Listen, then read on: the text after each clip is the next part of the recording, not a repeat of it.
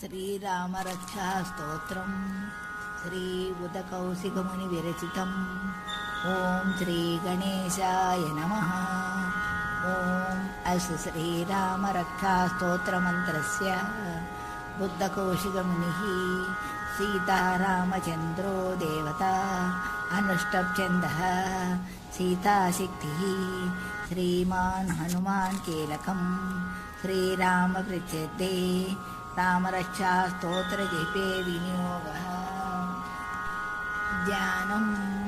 ध्यायेद् आजानुबाहु धृतशरद्धनुषं बद्धपद्मासनस्थं पीतं वासोवसानं नवकमलदलस्पर्धिनेत्रं प्रसन्नं वामाङ्कारूढसीतामुखकमलमिळलोचनं नेरदाभं नानालङ्करदीप्तं ददतमुरुजटामण्डलं रामचन्द्रं चरितं रघुनाथस्य शतकोटिप्रविस्तरम् एकैकमक्षरं पुंसां महापातकनाशनं ध्यात्वा नीलोत्पलश्यामं रामं राजीवलोचनं जानकी लक्ष्मणोपेतं जटामकुटमण्डितं सासीतूर्णधनुर्बाणपाणिं नुक्ताञ्चरान्तकम् स्वलीलया जगत्त्रातुमाविर्भूतमजं विभुं रामरक्षां पठेत् प्राज्ञः पापज्ञीं सर्वकामदं शिरो मे राघव पातु पालं दशरथात्मजः कौसल्यो तृसो पातु विश्वामित्रप्रियकृती घ्राणं पातु मखत्राता मुखं सौमित्रीवत्सलः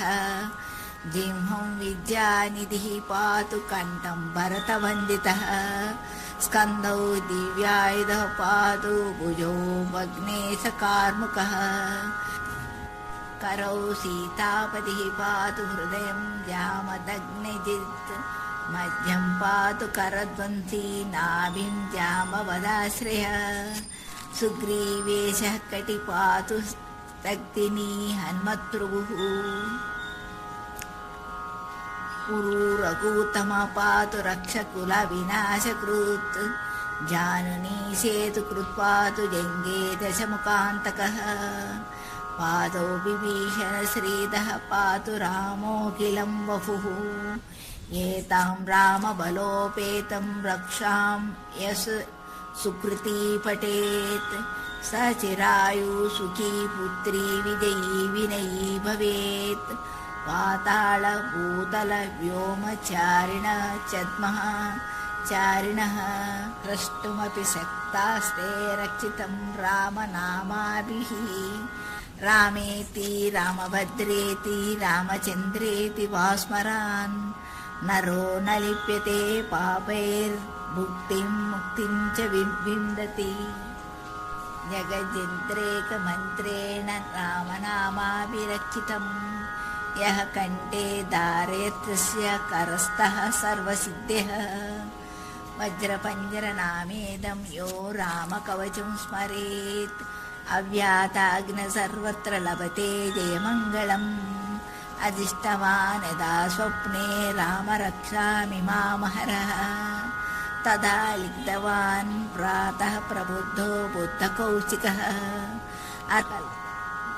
रामः कल्पवृक्षाणां विराम सकलापदाम् अभिराम श्रीलोकानां रामः श्रीमनः सनः प्रभुः तरुणौ रूपसम्पन्नो सुकुमारो महाबलो पुण्डरीकविशालाक्षौ चिरकृष्णाजिनाम्बरौ फलमूलाशिनौ दान्तौ तापसौ ब्रह्मचारिणौ पुत्रौ दशरथशयितौ भ्रातरौ रामलक्ष्मणौ नौ सर्वसत्त्वानां श्रेष्ठा सर्वधनुष्मतां रक्षकुलनिहन्तारौ त्रायेतां नो रघुत्तमौ अथ सज्जा धनुषा विषस्पृशा वक्षयसुगनिषङ्गसङ्गिनौ रक्षणाय मम रामलक्ष्मणावग्रतः पदि सदैव गच्छतां सनदः कवची खड्गी चापबाणधरो युवा गच्छन्मनोरथनस्य रामः पातु स लक्ष्मणः रामो दाशरथिशूरो रश्मनानुचरो बली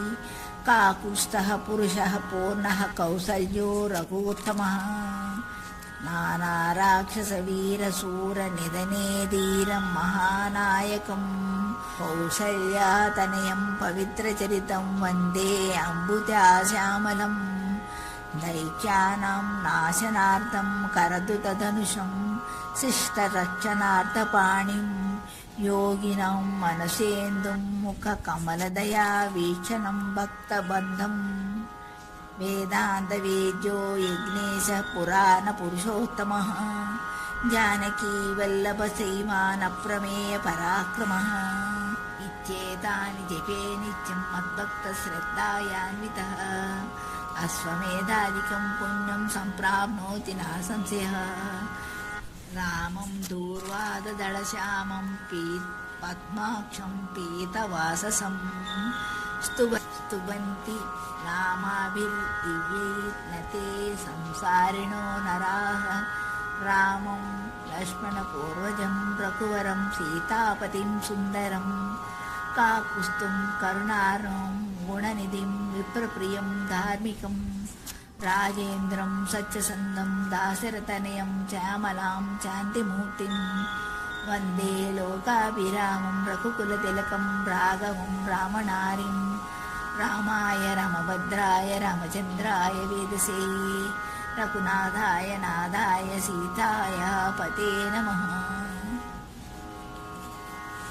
श्रीराम राम रघुनन्दन राम राम श्रीराम राम भरताग्रज राम राम श्रीराम राम रणकर्कश राम राम श्रीराम राम शरणं भव राम राम श्रीरामचन्द्र शरणौ मनसा स्मरामि श्रीरामचन्द्र शरणं वचसा गृह्णामि श्रीरामचन्द्र शरणं शिरसा नमामि श्रीरामचन्द्र चरणौ शरणं प्रपद्ये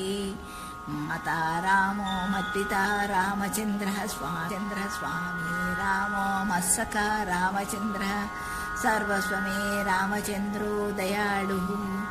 नान्यं जाने नैव जाने न जाने दक्षिणे लक्ष्मणो यस्य वामे च जनकात्मजः पुरुतो मारुतीरस्य तं वन्दे रघुनन्दनम् लोकाभिरामं रणरङ्गधीरं राजीवनेत्रं रघुवंशनादं कारुण्यरूपं करुणाकरं तं श्रीरामचन्द्रं शरणं प्रपद्ये मनोजवं मारुततुल्यवेगं जितेन्द्रियं बुद्धिमतां वरिष्ठं वाताजं वानरयूथमुख्यं श्रीरामदूतं शरणं प्रपद्ये पूजन्तं राम रामेति मधुरं मधुराक्षरम् आरुह्य कविताशाखं वन्दे वाल्मीकिकोकिलम् आपदामपहार्तारं दातारं सर्वसम्पदां लोकाभिरामं श्रीरामं भूयो भूयो नमाम्यहम् भर्जनं भवबीजानां मर्जनं सुखसम्पदम् तर्जनं यमदूतानां राम रामेति गर्जनम्